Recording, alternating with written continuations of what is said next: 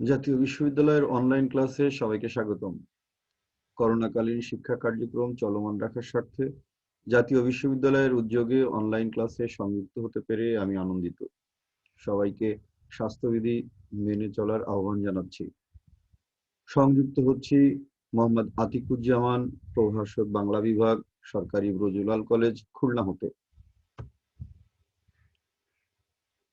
আমাদের আজকের ক্লাস বাংলা তৃতীয় বর্ষ সম্মান এবং কোর্সের নাম বাংলা ছোট গল্প।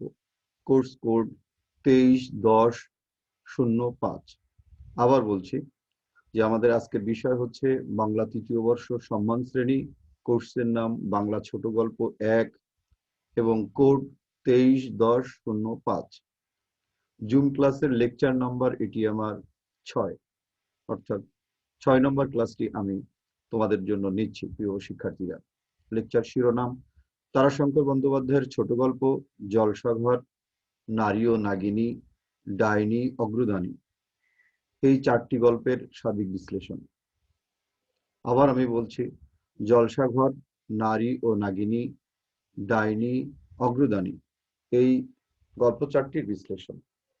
বন্ধুরা, আমরা আমাদের 6 নম্বর এই জুম ক্লাসে আমাদের যে আলোচ্য বিষয় যে ছোট গল্পকার তারাশঙ্কর বন্দ্যোপাধ্যায় সম্পর্কে আমরা একটু জেনে নিই। পরবর্তী স্লাইডে আমরা যাচ্ছি।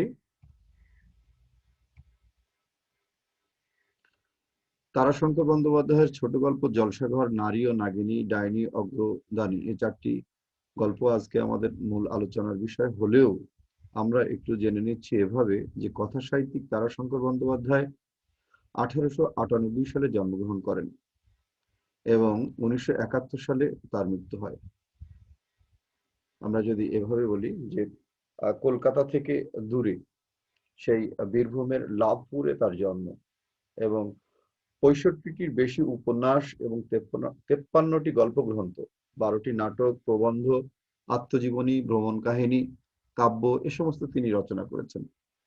কিন্তু যে জায়গায় তিনি শ্রেষ্ঠ সেটি হচ্ছে তার সময়ে, তার কালে তিনি যে জীবন দেখেছেন তার চারপাশে, সেই জীবনকে তিনি তুলে ধরেছেন এবং তার সেই বিখ্যাত বিখ্যাত উপন্যাস এবং ছোট গল্পগুলি আজও আমাদের কাছে পুরাতন হয় না, কালজয়ী লেখা তারাশঙ্কর বন্দ্যোপাধ্যায় বলতেই।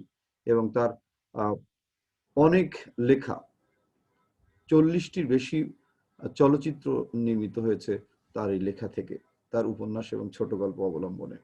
ব্যাপক পাঠক প্রিয়তা, জনপ্রিয়তা এগুলো তার রয়েছে। যাই হোক, আমাদের লক্ষ্য যেহেতু জলসাঘর, নারী ও নাগিনী এবং ডাইনি ও অগ্রদানী, এই 4টি গল্প, সুতরাং আমরা পরবর্তী স্লাইডে চলে যাচ্ছি।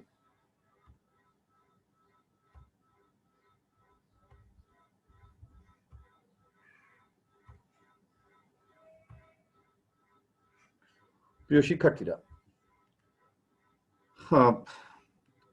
তারাশঙ্কর বন্দ্যোপাধ্যায় পড়তে গেলে আমাদের একটা কথা মনে রাখতে হবে যে তারাশঙ্কর বন্দ্যোপাধ্যায়ের জন্ম এবং তার যে সাহিত্য সৃষ্টির কাল, সেই সময়ে আমরা দেখব যে বাংলা সাহিত্য সেই প্রাচীন যুগ থেকে আধুনিক যুগ পর্যন্ত এসে 1923 সালে কল্লোল নামক যে পত্রিকা এবং কল্লোল যে পত্রিকা কেন্দ্রিক যে সাহিত্য গোষ্ঠী, এটা আমাদেরকে অনেকভাবে আন্দোলিত করেছিল এবং সেই কল্লোলের যে কল্লোলিত স্রোতধারা অথবা তরঙ্গ, সেই তরঙ্গ কিন্তু তারাশঙ্কর বন্দ্যোপাধ্যায় যুক্ত হয়েছিলেন।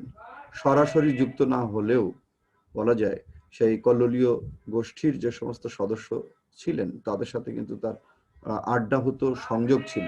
এই জন্য নূতন জীবনের যে আকাঙ্ক্ষা, যে সাহিত্যে নতুন করে নিজেকে দেখা এবং যুগের যে তাড়না, যুগের যে উদ্দীপনা, যুগের যে দাবি এবং গণদের সাহিত্যের সামনে চলে আসা, এগুলো কিন্তু তারাশঙ্কর বন্দ্যোপাধ্যায় আমরা পাই। অর্থাৎ কথা সাহিত্যের অঙ্গনে মানিক বন্দ্যোপাধ্যায়, তারাশঙ্কর বন্দ্যোপাধ্যায়, বিভূতিভূষণ বন্দ্যোপাধ্যায়, এই ত্রিবন্দ্যোপাধ্যায় যে নূতনত্ব নিয়ে এসেছিলেন, তারই একটি অংশ হিসাবে আমরা আজকে দেখব যে জলসাঘর, নারী নাগিনী, ডাইনি, অগ্রদানী, এই 4টি গল্পে তার সেই প্রভাব পরিলক্ষিত। এবং আরো যদি একটি কথা বলি যে এই গল্প চারটি পাঠ করে প্রিয় শিক্ষার্থীরা যে বিষয়গুলো জানতে পারবে, একেবারেই আমাদের ক্লাসের যে আলোচনা সেখানে আমরা এবার চলে যাচ্ছি যে নূতন অর্থনীতির আগমন ও ক্ষয়িষ্ণু জমিদারির চালচিত্র। আমরা বিশ্লেষণ করব এই বিষয়গুলো। 2 হচ্ছে ক্ষুদ্র নৃগোষ্ঠী, সাপুড়ে সম্প্রদায় ও তাদের আচরণ। 3 হচ্ছে একটি কিশোরী বালিকার ডাইনি বানানোর কাহিনী ও গ্রাম বাংলার মিথ। 4 হচ্ছে জঠর ক্ষুধা, সাথে সাথে একজন মানুষের নিদারুণ লোভ তাকে কোথায় নিয়ে যেতে পারে। আমরা যদি প্রথম যে পয়েন্ট আমরা আলোচনা করছি যে এই 4টি গল্পের ভিতরে যে জিনিসটি এসছে সেটি হচ্ছে নূতন অর্থনীতির আগমন ও ক্ষয়িষ্ণু জমিদারির চালচিত্র। এখন তারাশঙ্কর বন্দ্যোপাধ্যায়কে যদি আমরা এভাবে বলি যে তিনিও ছিলেন সেই ক্ষয়িষ্ণু জমিদার পরিবারের সদস্য, অর্থাৎ তিনি জন্মগ্রহণ করেছিলেন এরকম একটি পরিবারে, এবং জমিদারি প্রথা ভালো ছিল কি মন্দ ছিল সেটি নিয়ে অন্য আলোচনা হতেই পারে, কিন্তু সেই পরিবারের সদস্য হিসাবে নতুন যুগ এসেছে, উপনিবেশিক শাসন শোষণের শেষ দিকে, এবং জমিদারি প্রথা উচ্ছেদ হতে যাচ্ছে। জমির মালিক হচ্ছে গণমানুষ, যারা চাষ করেন, যারা জমিতে কাজ করেন তারা, অথবা তাদের অধিকার প্রতিষ্ঠিত হচ্ছে। এখন শত শত বছর ধরে জমিদারিরা যে সুযোগ সুবিধা ভোগ করেছেন সেখান থেকে তারা আস্তে আস্তে ক্ষমতা হারাচ্ছেন, এবং একেবারেই হারাচ্ছেন বলা যায়। এখন তাদের যে সংস্কৃতি, তাদের যে বিত্ত বৈভব, সেগুলো ছেড়ে দিতে তাদের তো কষ্ট হয়। সেই জায়গাগুলো কিন্তু তারাশঙ্কর বন্দ্যোপাধ্যায় তার এ সমস্ত কথা সাহিত্যের ভিতরে, বিশেষ করে জলসাঘর যে গল্প গ্রন্থ এবং তার যে নাম গল্প, সেখানে কিন্তু এটি আছে। আর নূতন অর্থনীতির আগমন হচ্ছে যখন তারা এই জমিদারি প্রথা চলে যাচ্ছে, তখন ব্যবসায়ী শ্রেণীর উদ্ভব হচ্ছে।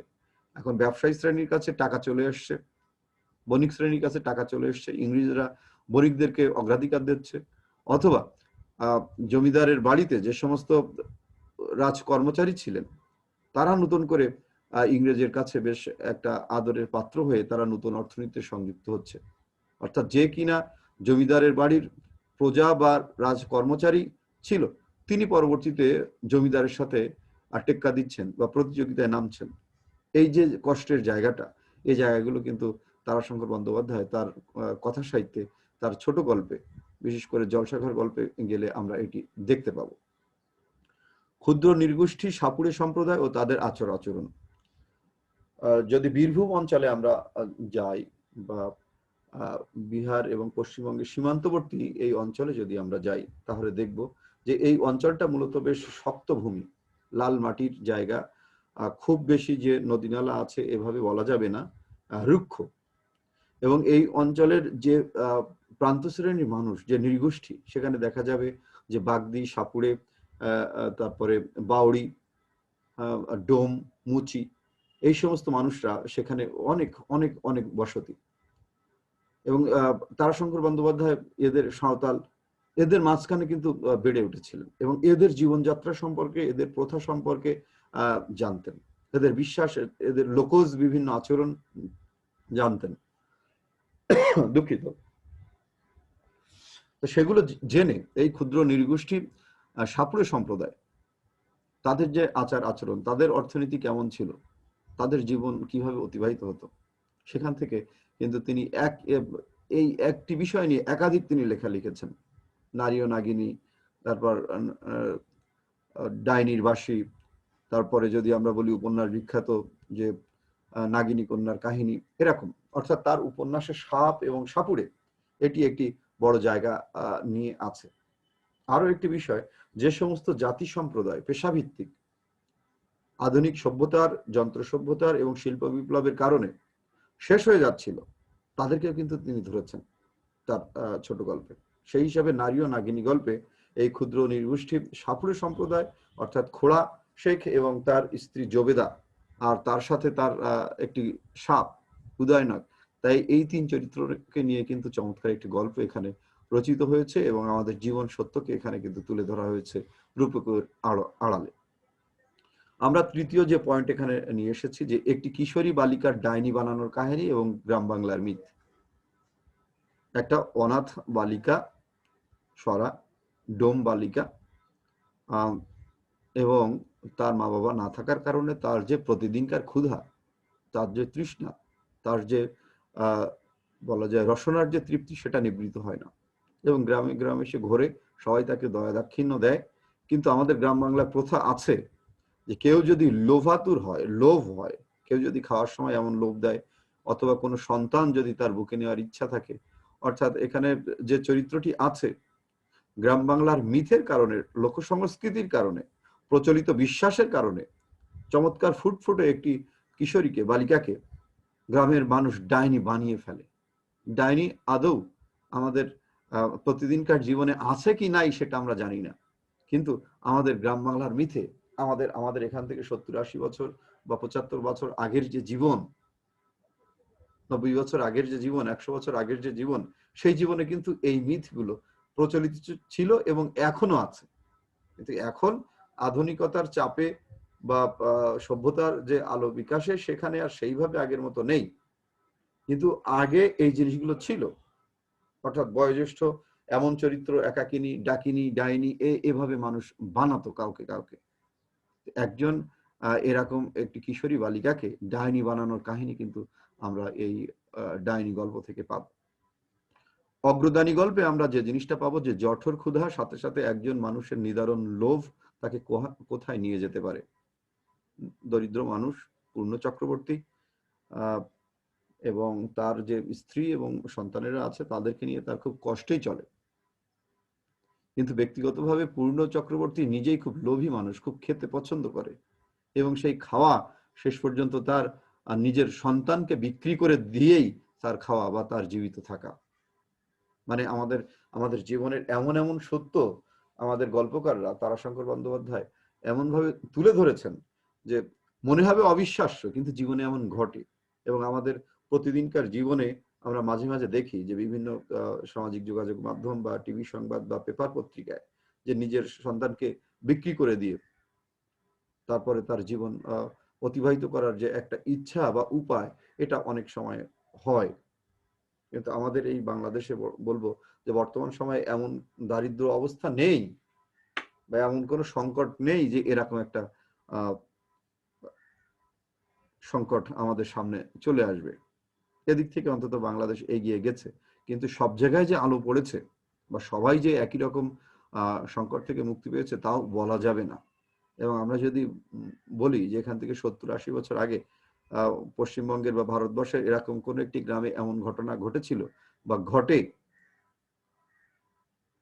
বা আমাদের হাসপাতাল থেকে এখনো বাচ্চা চুরি যায়, তাহলে খুব অসম্ভব কোনো কিছু নয়। প্রিয় শিক্ষার্থীরা, আমরা আছি তারাশঙ্কর বন্দ্যোপাধ্যায়ের ছোট গল্প জলসাঘর, নারী ও নাগিনী, ডাইনি, অগ্রদানী, এই 4টি গল্প নিয়ে আজকে এটি আমার জাতীয় বিশ্ববিদ্যালয়ের জুম ক্লাস নম্বর 6। আমরা পরবর্তী স্লাইডে চলে যাচ্ছি।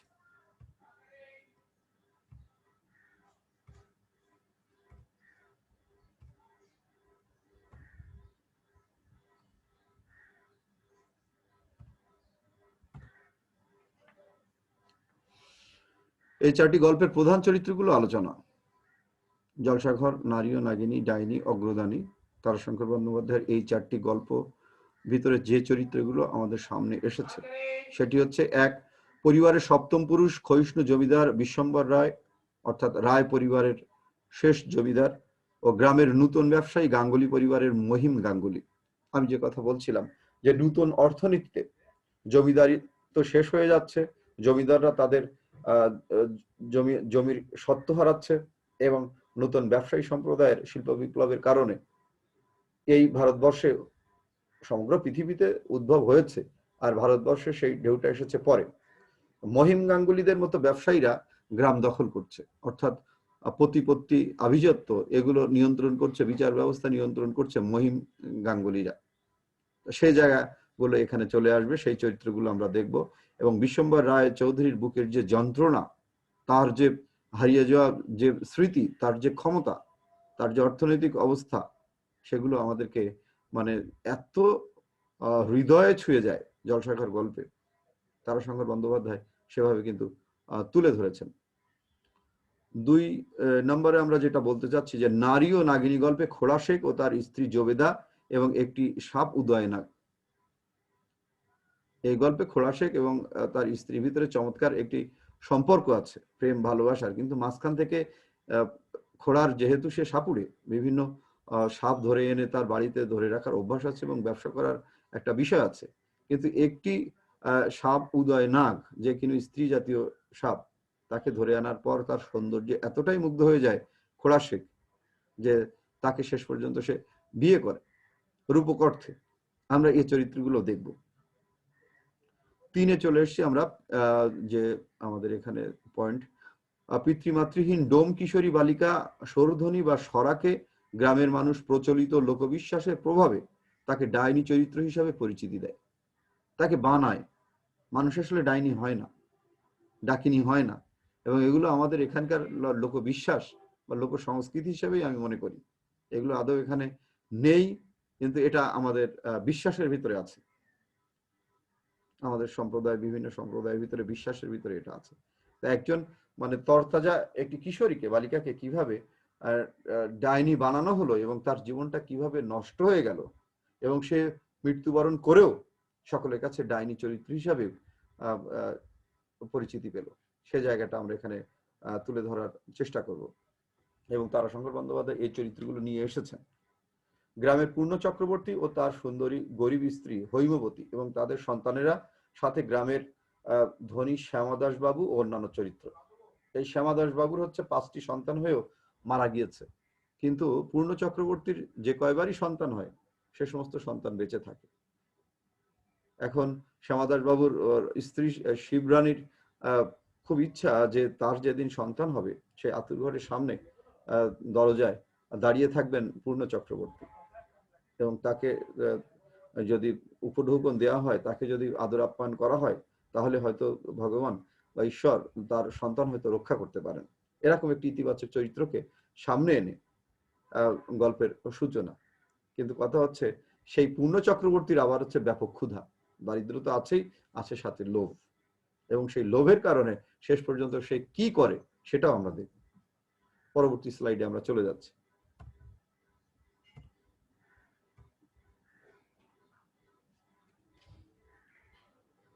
জলসাঘর গল্পের বিষয়।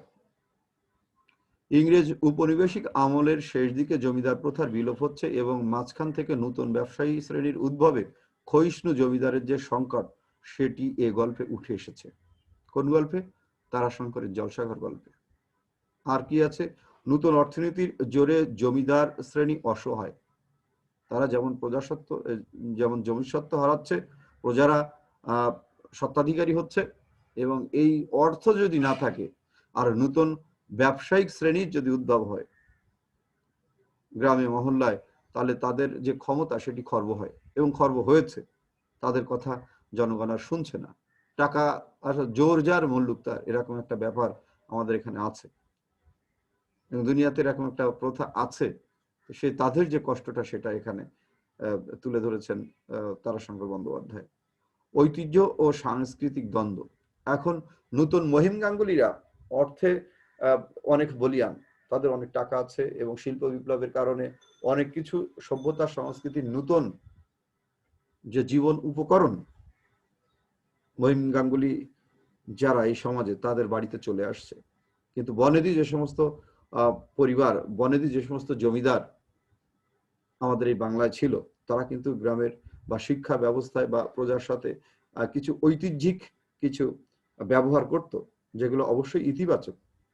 সেই ইতিবাচক ঐতিহ্য বা সাংস্কৃতিক যে দ্বন্দ্ব, সেটা কিন্তু মহিম গাঙ্গুলিদের সাথে শুরু হয়ে যায় বিশ্বম্বর রায়ের, এবং শেষ পর্যন্ত বিশ্বম্বর রায় সেই দিনের কথা মনে করে নিজে কষ্ট পান।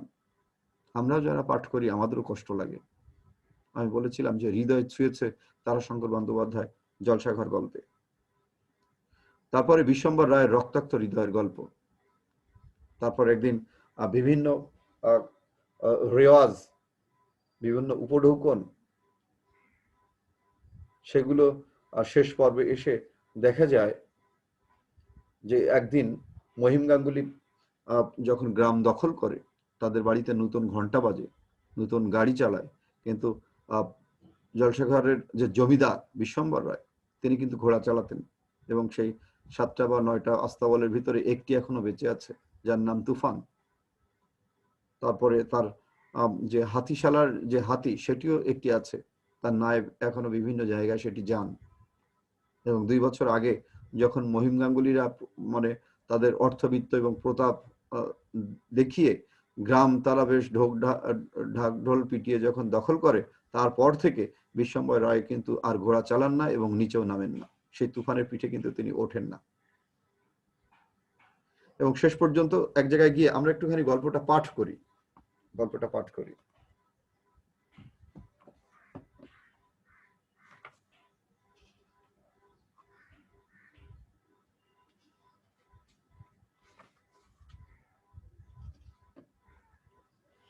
সব পাঠ করা সুযোগ এখানে নেই, আমরা চেষ্টা করছি। সাতরায়ের ইতিহাস। বিশ্বম্ভর রায় জমিদার রাজবংশের 7ম পুরুষ। অন্ধকারের মধ্যে রায় ঈষৎ হাসিলেন, তাহার মনে পড়িল রায়বংশের আদি পুরুষের কথা।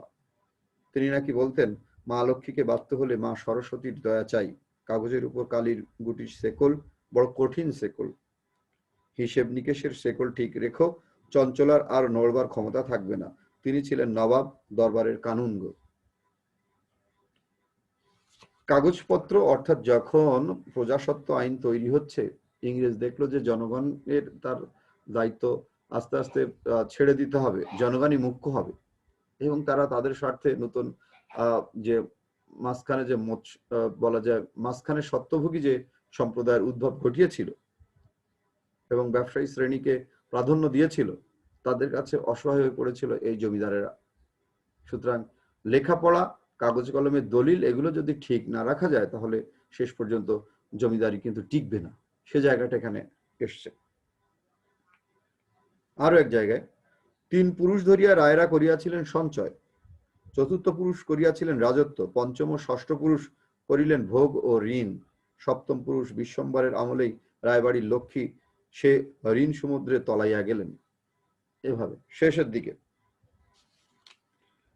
প্রিভি কাউন্সিলের বিচারে রায়বংশের ভূ সম্পত্তি সব চলিয়া গেল, রহিল বাড়িঘর ও লাখরাজের কায়েমি বন্দোবস্তটুকু।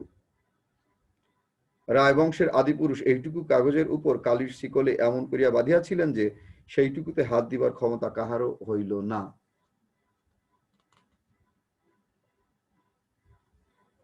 কিন্তু অঞ্চলের মানুষ কিন্তু সেই রায়দেরকে জমিদার বলেই ডাকেন, রাজা বলে ডাকে।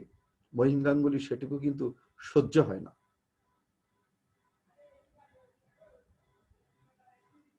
সেইটুকুই হইল নূতন ধনী গাঙ্গুলি বাড়ির বাবুদের ক্ষোভের কারণ। তাহারা সোনার দেউল তুলিয়াছে মরা পাহাড়ের আড়ালে। মরা পাহাড় হচ্ছে বিশ্বম্বর রায়চৌধুরীদের বাড়ি, তাদের যে সমাজ সংস্কৃতি। কিন্তু গাঙ্গুলিরা তার চেয়ে অনেক বড় কিছু করেছে, কিন্তু মানুষ সেটা দেখে না। পৃথিবী দেখে ওই মরা পাহাড়কেই, সোনার দেউলের দিকে কেহ চায় না। তাহাদের দামি মোটরের চেয়ে বৃদ্ধ হস্তিনীর খাতির বেশি। এখানে হচ্ছে প্রথাগতভাবে যে ঐতিহ্য এবং সংস্কৃতি। রাজা তারা, চৌধুরী তারা, অনেক কিছু দিয়েছেন, অনেক নিয়েছেনও, কিন্তু প্রজাদের কাছে তারা রাজা। সেই জায়গাটা এখানে এসছে।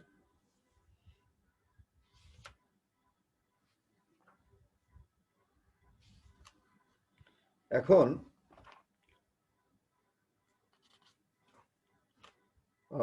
মহিম গাঙ্গুলির ছেলের যে মুখে ভাত অনুষ্ঠান, সেই অনুষ্ঠানও দাওয়াত করা হয়েছে বিশ্বম্বর রায় চৌধুরীকে, কিন্তু তিনি যাননি। তার নায়েব মশাইকে দিয়ে, হাতিকে দিয়ে, হাতির পিঠে চড়িয়ে সেই তার যে স্ত্রীর যে রেখে যাওয়া মোহর, সেই মোহরের আর কয়টি বাকি আছে, তাকে সেখানে পাঠানো হয়েছে।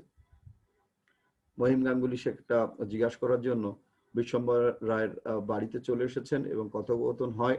কিন্তু শেষে যে এই গল্পটির ক্লাইম্যাক্স, সেটি হচ্ছে যে যেদিন নর্তকীরা বায়জিরা আসে মহিম গাঙ্গুলির বাড়িতে, সেখানে খুব বড় একটা জলসা হয়, সঙ্গীতের একটা মূর্ছনা আসে, কিন্তু খুব বুদ্ধি করে মহিম গাঙ্গুলিরা পাঠিয়ে দেয় বিশ্বম্বর রায়ের কাছে, এবং বিশ্বম্বর রায় তাদেরকে যে এখান থেকে তাড়িয়ে দিবে বা আসর বসবে না, সংস্কৃতি এবং তার ঐতিহ্যের খাতিরে, তার আভিজাত্যের খাতিরে, এটা তিনি কিন্তু মনে করেন না। শেষ পর্যন্ত জলসাঘর, রায়বাড়ির জলসাঘর খোলা হয়, ঝাড়পোছ করা হয় এবং আসর বসে, এবং বিভিন্ন গ্রাম থেকে বা জায়গা থেকে সেই তার যে সম্প্রদায়ের বা বিভিন্ন মানুষদেরকে দাওয়াত দেওয়া হয়, সেই দাওয়াতে কিন্তু মহিম গাঙ্গুলিও ছিল।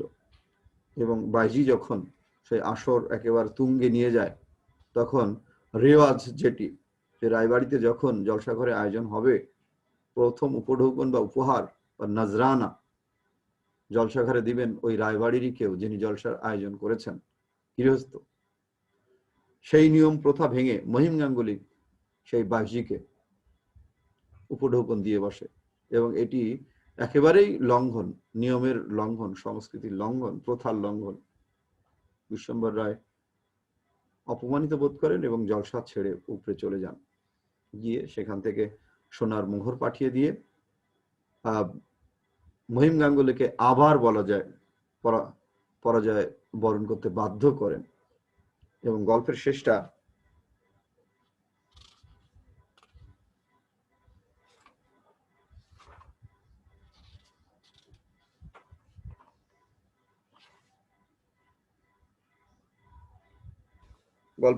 গিয়ে দেখা যায় যে তিনি আবার অনেকদিন পর, 2 বছর পর, জলসাঘরের যেমন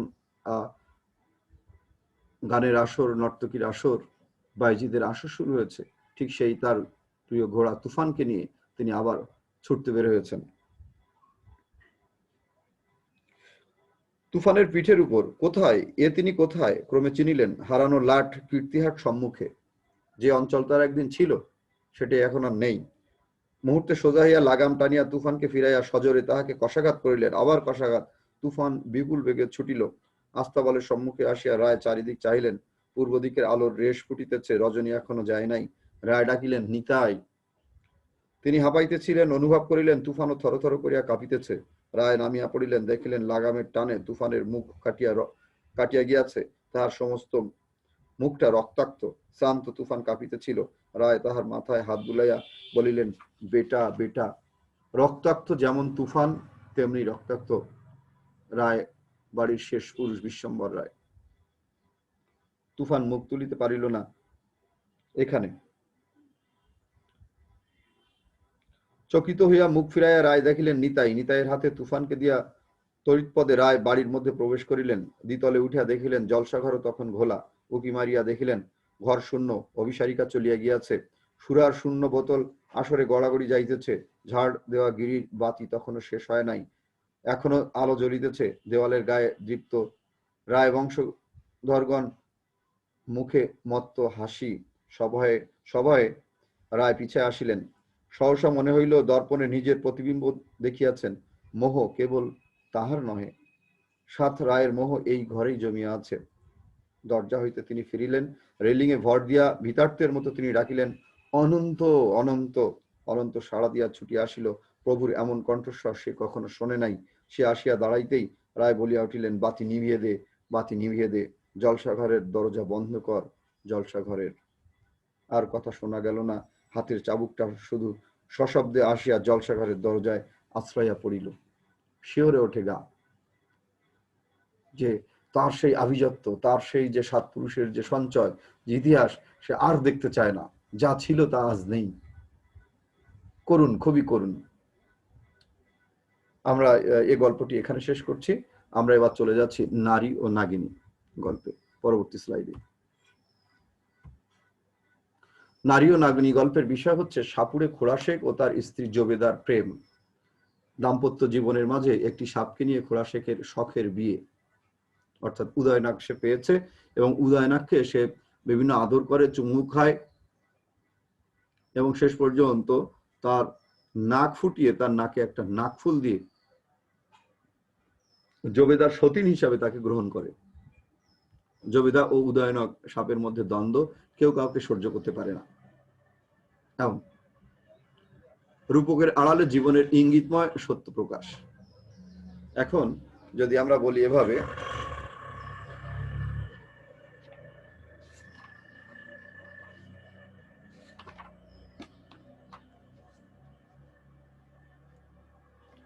একদিন সকালে পুরাতন ইটের পাজার ধারে সাপুড়ে খোড়া শেখ উদয়নাগকে পায় এবং উদয়নাগ সকালে যখন সূর্য ওঠে সেই সূর্যের প্রথম আলোতে ফনা তুলে তার যে গায়ের রং, তার যে নান্দনিকতা সেটা প্রকাশ করে। সেই প্রেমে পড়ে যায় এবং যখন খোড়াশেখ সাপটি ধরে এনে বাড়িতে দেখে তখন দেখে যে এটি ওই উদয়নাগ সম্প্রদায়ের ভিতরে স্ত্রী জাতীয় সাপ। আর এদিকে তার স্ত্রী জবেদাও খোড়াশেখকে ভালোবাসে, খোড়াশেখও স্ত্রীকে প্রচুর ভালোবাসে। কিন্তু মাঝখানে দাম্পত্য জীবনে এই সাপকে নিয়ে খোড়াশেখের যে মানে এত সক্রিয়তা, সেই সক্রিয়তাকে কিন্তু জবেদা খুব একটা ভালোভাবে নেয়নি। আমরা সেই জায়গাটা একটু পড়ব।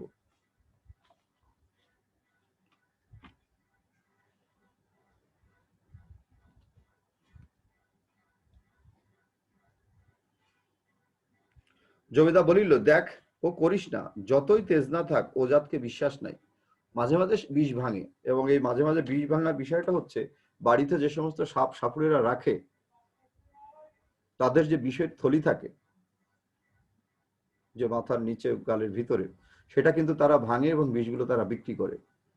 এখন এই নির্দিষ্ট সময়ের ভিতরে বিষের থলি যদি ভাঙা না হয়, ওই বিষ যদি তাদের মুখ চেপে বের করা না হয়, তাহলে কিন্তু ওই সাপ মৃত্যুর কারণ হয়ে দাঁড়াতে পারে সাপুড়ের জন্য। সেটাও আমাদের খোড়াশেখ করে। জবেদা সেটা বলছে যখন এই সাপকে নিয়ে আদর করছে। জবেদা বলিল, দেখ ও করিস না, যতই তেজ না থাক ও জাতকে বিশ্বাস নাই। হাসিয়া খোড়া বলিল, বিশ্বাস নাই ওদের বিষ দাঁতকে? নইলে ওরাও তো ভালোবাসে জবেদা, বিষ দাঁতই নাই, কিন্তু আর দাঁত তো রয়েছে, কই আমাকে তো কামড়ায় না। কেমন ভালো মেয়ের মতো বিবি আমার ফিরছে বল দেখি, বলিয়া সে সাপটির ঠোঁট দুইটি চাপিয়া ধরিয়া তাহার মুখে একটা চুমু খাইয়া বসিল। এবং আমরা এই প্রসঙ্গে অল্প একটু স্মরণ করতে চাই সেই শরৎচন্দ্র চট্টোপাধ্যায়ের বিলাসী ছোট গল্পটি।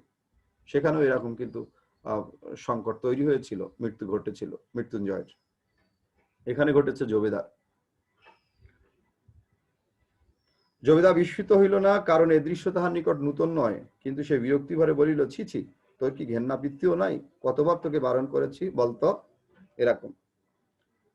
কিন্তু খোড়া কিন্তু সেটা বারণ মানে না। খোড়া তখন একটি সূচ লইয়া বিপির নাক ফুড়িতে বসিয়াছে,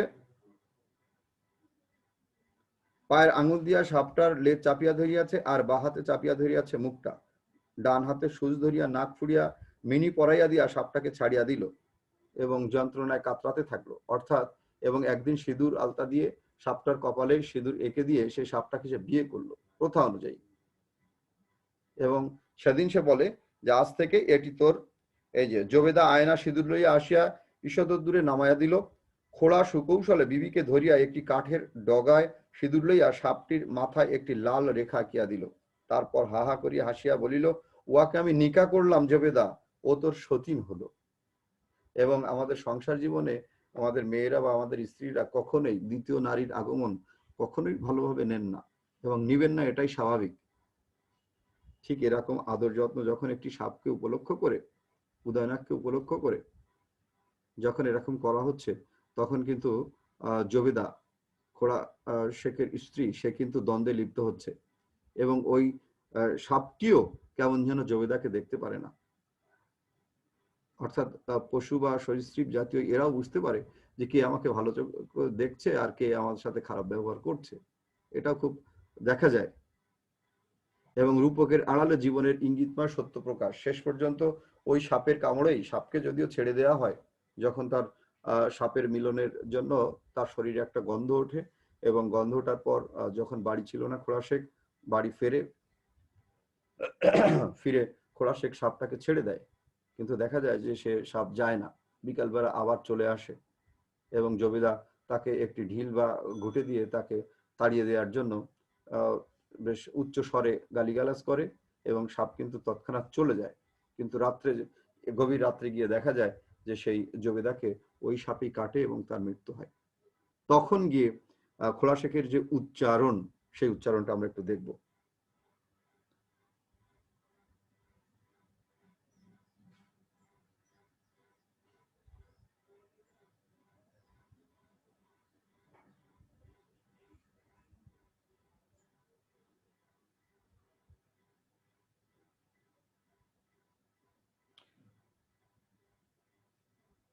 জবেদাকে সাপে কাটার পর মনে হয়েছিল খোড়া শেখের যে এই উদয়নাককে আমি মেরে ফেলবো, কিন্তু শেষ পর্যন্ত পারিনি। সাপের প্রতি তার মায়া, পারেনি।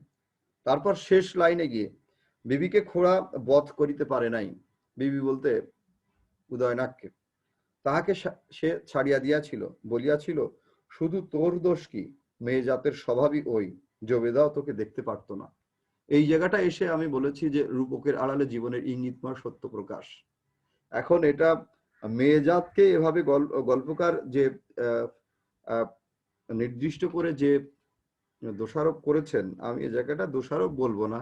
এখন স্বামীর প্রতি যদি অগাধ ভালোবাসা বিশ্বাস থাকে, আর স্বামী যদি দ্বিতীয় দ্বার গ্রহণ করেন বা দ্বিতীয় কোনো স্ত্রী আনেন, সেই বিশ্বাসঘাতকতার কারণে স্ত্রী ঈর্ষা বা এমন দ্বন্দ্বে লিপ্ত হতেই পারেন। কিন্তু এখানে প্রতীকের আড়ালে যে মেয়ে সাপটা উদয়নাক, তার প্রতি এটা বলা হয়েছে, তার সাথে এবং জমিদার সাথে লিঙ্গভেদে এই সত্য কথাটি এখানে উচ্চারিত হয়েছে। আমরা পরবর্তী স্লাইডে চলে যাচ্ছি।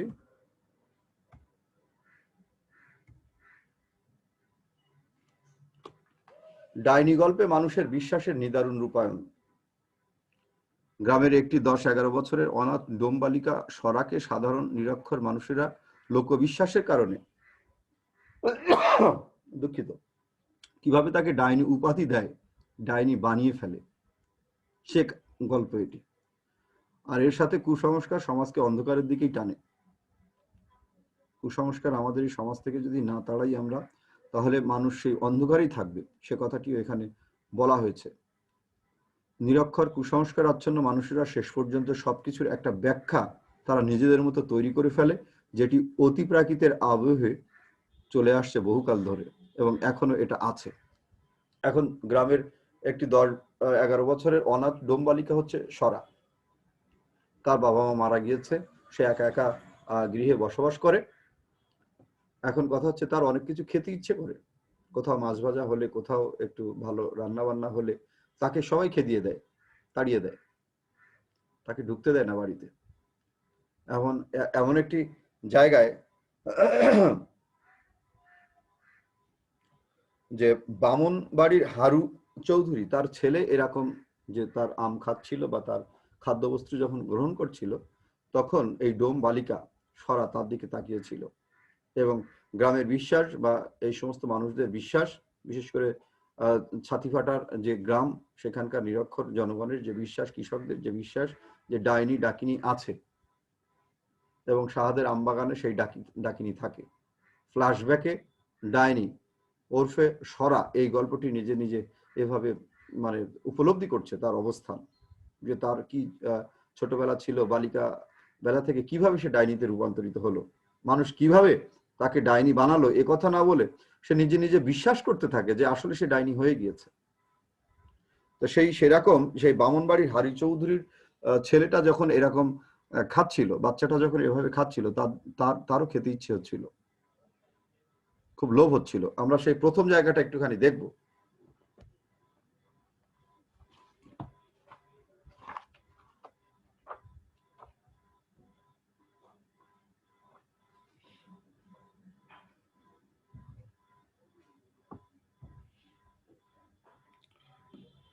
যখন একটি জায়গায় সরা, সেই কিশোরী মেয়েটা ডোম বালিকাটি নিজের ছবির প্রতিবিম্ব দেখছিল জলের ধারে দাঁড়িয়ে, সেরকম সময় এসে হঠাৎ বামুনবাড়ির হারু চৌধুরী আসিয়া তাহার চুলের মুঠি ধরিয়া টানিয়া সান বাঁধানো সিঁড়ির উপর তাহাকে আছাড় দিয়া ফেলিয়া দিয়াছিল। তাহার সে রূঢ় কণ্ঠস্বর সে এখনো শুনিতে পায়। হারামজাদি ডাইনি, তুমি আমার ছেলেকে নজর দিয়েছ, তোমার এত বড় বাড়, খুন করে ফেলবো হারামজাদিকে। হারু সরকারের সে ভয়ঙ্কর মূর্তি যেন স্পষ্ট চোখের উপর ভাসিতেছে। অর্থাৎ যখন তার বয়স চলে গিয়েছে, বৃদ্ধ হয়ে গিয়েছে, লোকে তাকে ডাইনি বলে এবং সে নিজেকে ডাইনি মনে করে। সরা সবকিছু হারিয়ে সেই ছাতিবাটার মাঠের পাশে এক আমবাগানে এক নিদারুণ একটা জীবন যখন সরা নিজের ডাইনি জীবন অতিবাহিত করছে, স্মৃতিচারণে সে তার প্রথম নির্যাতনের সেই জায়গাটা ভাবছে। সে ভয়ে বিহ্বল হইয়া চিৎকার করিয়া কাঁদিয়াছিল, ওগো বাবু গো, তোমার দুটি পায়ে পড়ি গো, আম দিয়ে মুড়ি খেতে দেখে যদি তোর লোভই হয়েছিল, তবে সে কথা বললি না কেন হারামজাদি?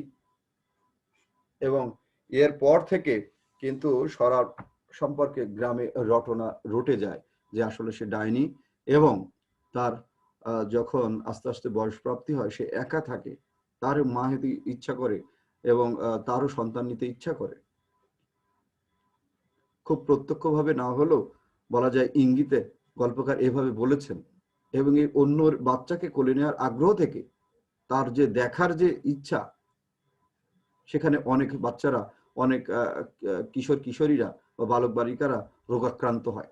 আসলে তারা রোগাক্রান্ত হয় সেই সময়ের যে সমস্ত রোগ ব্যাধি ছিল সে কারণে, কিন্তু দোষটা এসে পড়ে সরার উপরে, এবং সে তারপর আস্তে আস্তে নিজেকে ডাইনি মনে করে, এবং সে তার শক্তি মনে করে যে আমি দেখলেই যে কেউ এভাবে ধ্বংস হয়ে যেতে পারে।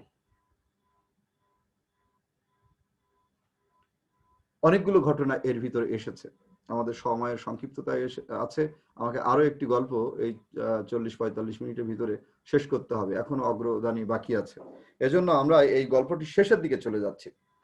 এবং কুসংস্কার সমাজকে অন্ধকারের দিকেই টানে, এবং যেহেতু নিরক্ষর কৃষক সমাজ এখানে ছিল, তারা আর সরার জীবনে তারপর এক গ্রাম থেকে আরেক গ্রামে সেই বোলপুরে চলে যাওয়া, সেখানেও তার স্বামী হিসাবে একজন ডোমকে বলিষ্ঠ একজন পুরুষকে বিয়ে করা, শেষ পর্যন্ত সেই পুরুষটিও তার শারীরিক ব্যাধির কারণে মৃত্যুবরণ করে, এবং ডাইনি হিসাবে সরা নিজেই মনে করে যে তাদের সেই প্রেম কাতর চমৎকার জীবন থেকে সেই মনে হয় তার স্বামীর জন্য মৃত্যুর জন্য কারণ। এই সমস্ত বিশ্বাসগুলো তার ভিতরে জন্মাতে থাকে। অর্থাৎ কুসংস্কারের যে অন্ধকার, সেটা ব্যক্তির হৃদয়ে আলো ফেলে না, অন্ধকারই ডেকে আনে। তারপর সে ওই বলা যায় যে ছাতিবাটার মাঠের পাশে শাহাদের আমবাগানের ওখানে সে তার আস্তানা গাড়ে, এবং সেখানেও তাদের সেই ডাইনির আমবাগানের পাশে যখন গ্রামের যুবক যুবতীরা প্রেম করতে আসে, নিবেদন করতে আসে, তখনও সে তার সেই নিজের ইতিহাস যখন সামনে আসে, সেটি বেশ কল্পনায় এবং ফ্ল্যাশব্যাকে সে সেটি বর্ণনা করে। শেষ পর্যন্ত সেই প্রেম করতে আসা আমবাগানের ছেলেটিকেও সে তার ইচ্ছা শক্তি দিয়ে আক্রমণ করে মনে করে, এবং সে যখন খোড়া হয়ে যায়, বলা যায় যে আহত হয়, গ্রামে তখন লটে যায় যে সে আবার নজর দিয়েছে। এবং একদিন রাত্রে যখন সে বলে যে না এখানে আর থাকা যাবে না, মানুষ তাকে আক্রমণ করবে, বা গ্রামে গুণিন এসেছে তাকে তার যে বলা যায় বান শক্তি, সেই বান শক্তি দিয়ে কাহেল করবে, মেরে ফেলবে, সে বিশ্বাস করে, তখন সে গ্রাম ছাড়তে শুরু করে। এবং ওই গ্রাম ছাড়তে গিয়ে যখন কালবৈশাখী ওঠে, কালবৈশাখী ঝড়ের যে তাণ্ডব, সেই তাণ্ডবে দেখা যায় যে সেই সরা বা সেই বৃদ্ধ ডাইনি একটি গাছের কাটায় মাথার উপরে ডালে গিয়ে ফুটে রয়েছে, মৃত্যুবরণ করেছে, এবং তার রক্ত শেষ পর্যন্ত সেই ছাতিবাটার মাঠের বালুতে জমাটবদ্ধ হয়ে সকালে এসে গ্রামবাসী দেখছে যে ডাইনির মৃত্যু হয়েছে। এই বিশ্বাসটা তাদের ভিতরে সেই নিরক্ষর কুসংস্কারাচ্ছন্ন মানুষেরা শেষ পর্যন্ত নিয়েই থাকে, এর কোনো পরিবর্তন হয় না। এই বিশ্বাস কিন্তু আমাদের গ্রাম বাংলায় প্রচলিত আছে। এটি তারাশঙ্কর বন্দ্যোপাধ্যায় তার এই ডাইনি গল্পে দেখিয়েছেন। আমরা পরবর্তী স্লাইডে চলে যাচ্ছি।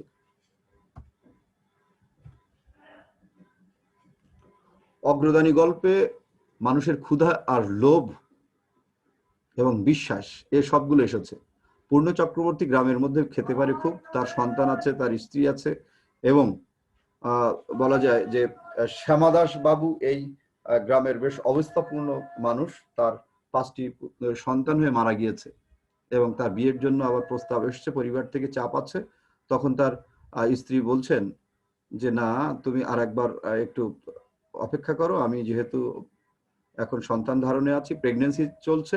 এবং তিনি আবেদন করলেন, শিবরানী শ্যামা দাসের স্ত্রী, যে পূর্ণ চক্রবর্তী যেহেতু তার সন্তান থাকে, সুতরাং তাকে আমার যেদিন এই সন্তানের জন্ম হবে সেদিন যেন আতুর ঘরের পাশে এই এই এই পূর্ণ চক্রবর্তী ব্যক্তিটি থাকেন, তাহলে আমার হয়তো একটা যে বিশ্বাস আছে যে আমার সন্তান আর মরবে না।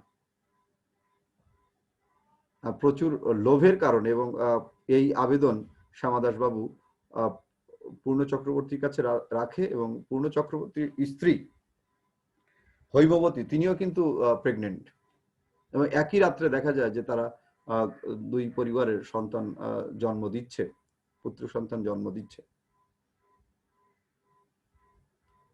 এবং শ্যামাদাস বাবু তার সাথে অঙ্গীকারবদ্ধ হয়েছিলেন যে আমার সন্তান যদি বাঁচে তাহলে পূর্ণ চক্রবর্তী তোমার 10 বিঘা জমি এবং যে তোমার যে রাজার যে খাদ্য সেটি তুমি সবসময় নিয়মিত পাবে।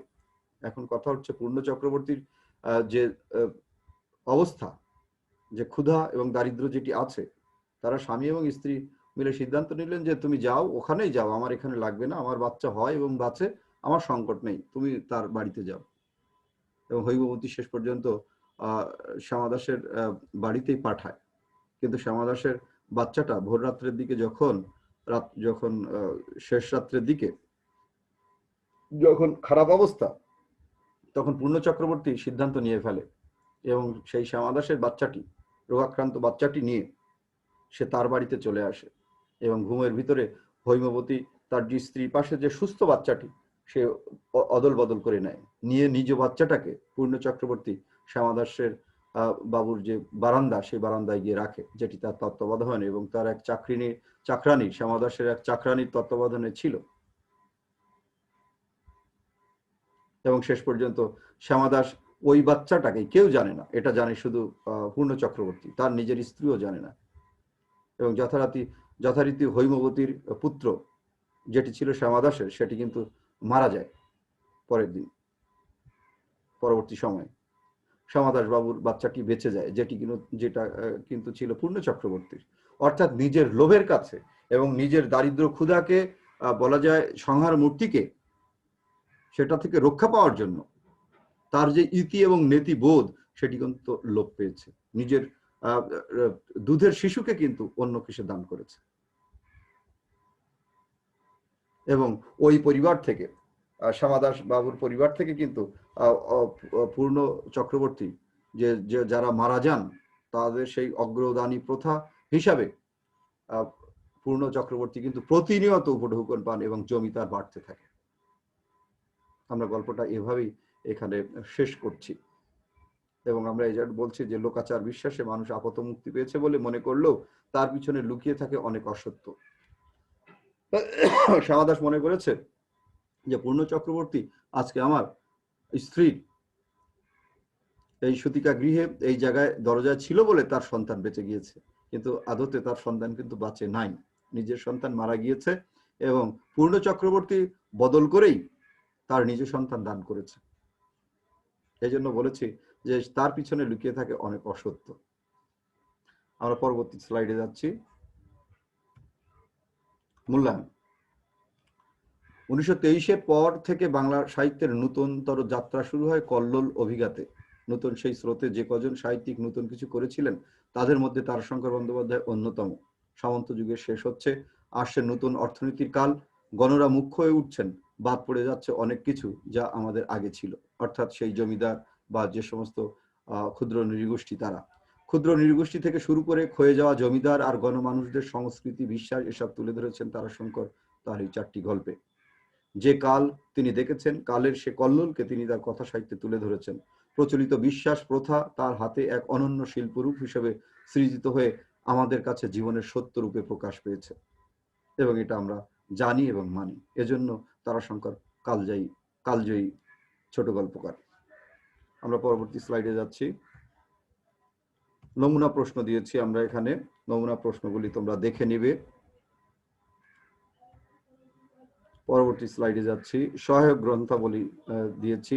ডক্টর মিল্টন বিশ্বাস, চট্টগ্রাম বিশ্ববিদ্যালয়ের শিক্ষক, তিনি তারাশঙ্কর বন্দ্যোপাধ্যায়ের ছোট গল্পের নিম্ন মানুষ নামে একটি গবেষণা করেছেন, সেটি তোমরা সহযোগিতা পাবে। শ্রীকুমার বন্দ্যোপাধ্যায়ের বঙ্গ সাহিত্যের উপন্যাসের ধারা, কলকাতা থেকে প্রকাশিত বইটিতে উপন্যাস বা কথা সাহিত্যের সমালোচনা আছে, কিন্তু এর এক জায়গায় তারাশঙ্কর বন্দ্যোপাধ্যায় আলোচনা করতে গিয়ে তিনি এখানে চমৎকারভাবে তার ছোট গল্পের নানা শৈলী এবং বিষয় নিয়ে কথা বলেছেন। অন্যান্য বইগুলো আছে। ধন্যবাদ জ্ঞাপন প্রতিদিনের মতো আমি একেবারেই শেষে চলে এসেছি। জাতীয় বিশ্ববিদ্যালয়ের আয়োজনে বাংলা 3য় বর্ষ সম্মান শ্রেণীর প্রিয় শিক্ষার্থীরা যারা অনলাইন জুম ক্লাসে সংযুক্ত হয়ে আমার এই ক্লাস করছো, অর্থাৎ আজকের এই 6ষ্ঠ ক্লাস তোমরা করলে বা করছো, সেসব শিক্ষার্থী বন্ধুদেরকে ধন্যবাদ জানাচ্ছি। আশা করছি তোমরা অনলাইন জুম ক্লাসের মাধ্যমে উপকৃত হবে এবং সামনে এগিয়ে যাবে। জাতীয় বিশ্ববিদ্যালয়ের সংশ্লিষ্ট সকলকে ধন্যবাদ জানিয়ে শেষ করছি। আজ এ পর্যন্ত। সবাই সুন্দর থাকো।